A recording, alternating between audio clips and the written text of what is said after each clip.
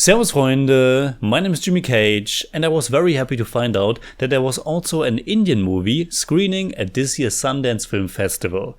Shulji Talati's feature-length debut Girls Will Be Girls, which is a beautiful, tender, curious and also rebellious, bold coming-of-age drama. It tells the story of the 16-year-old girl Meera, a very intelligent and disciplined model student who attends a boarding school in the Himalaya region of North India. She is played by the total newcomer Preeti Panigrahi, who is fantastic in the role and was awarded the Special Jury Award for acting at Sundance. There are very strict rules at that boarding school, but Meera has no problem following all of them. But she's also becoming a young woman who's discovering her sexuality, who's falling in love, who's curious about her body and being intimate with someone else.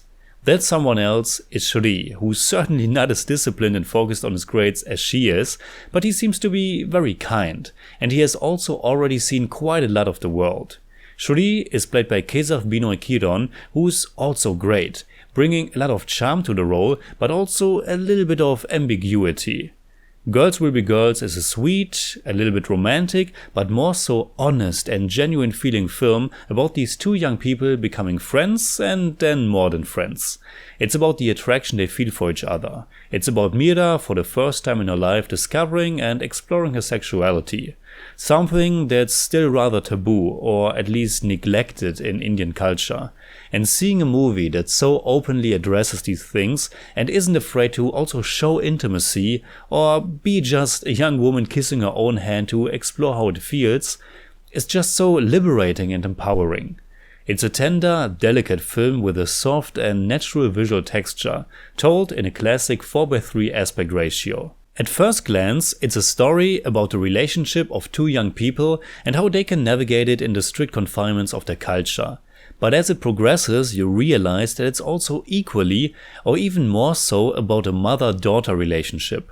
That is the actual core and conflict of the film. Meera lives with her mother Anila, while her father only sporadically shows up. And their relationship and dynamic are really fascinating.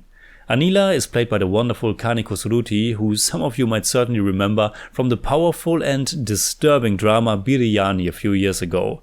Her role here is very interesting, as she has to navigate her daughter's upbringing. There seems to be this internal negotiating how much she can allow her daughter to do.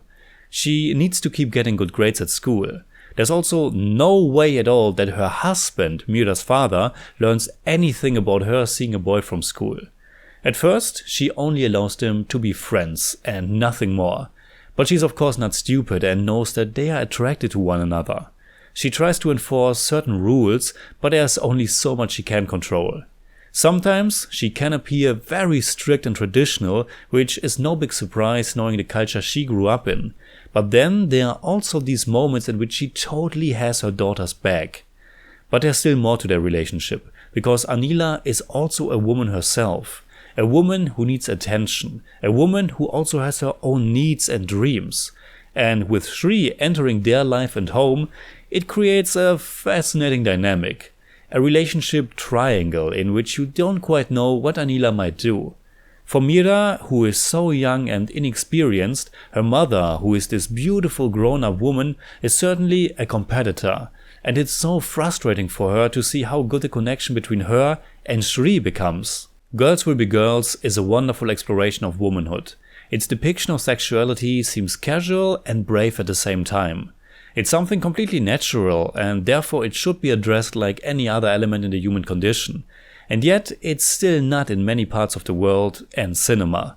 But filmmaker Shulji Talati doesn't care for any taboos and treats it as the crucial and completely normal part of growing up it is. And that's very refreshing. If you want a rating, I would give Girls Will Be Girls 8 out of 10. It's more like 7.8, but I don't do that.